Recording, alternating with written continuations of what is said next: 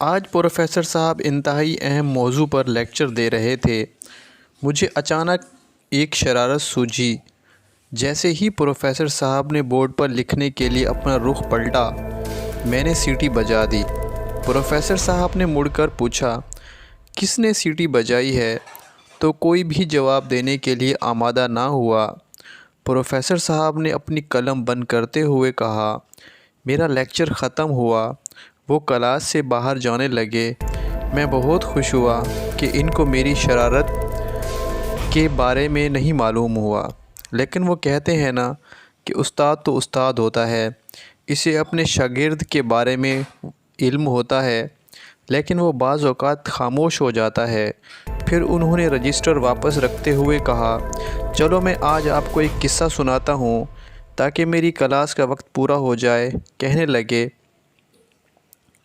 میں نے رات کو سونے کی بہت کوشش کی، نیند کوسوں دور تھی۔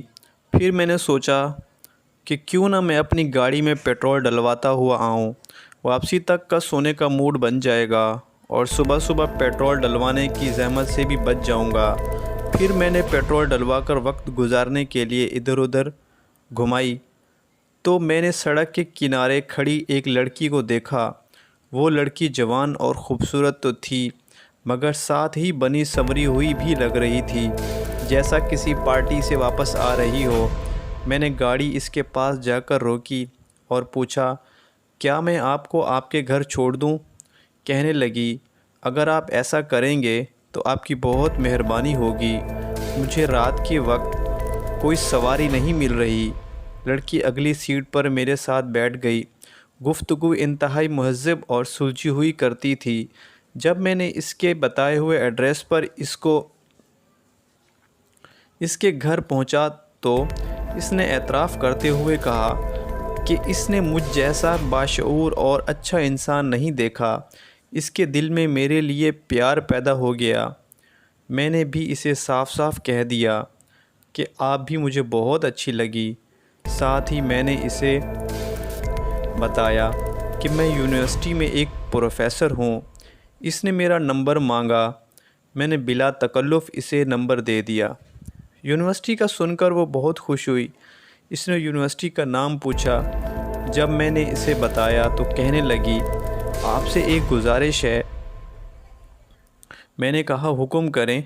کہنے لگی، میرا بھائی آپ کی یونیورسٹی میں پڑھتا ہے، اس کا خیال رکھیے گا۔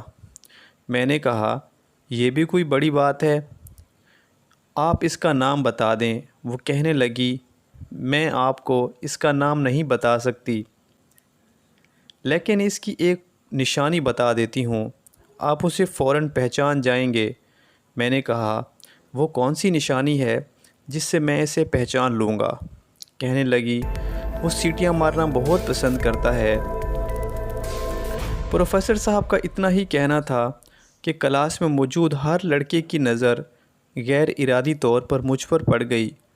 پروفیسر صاحب نے مجھ سے مخاطب ہوتے ہوئے کہا، اٹھ اوئے جانور، تم کیا سمجھتے ہو کہ میں نے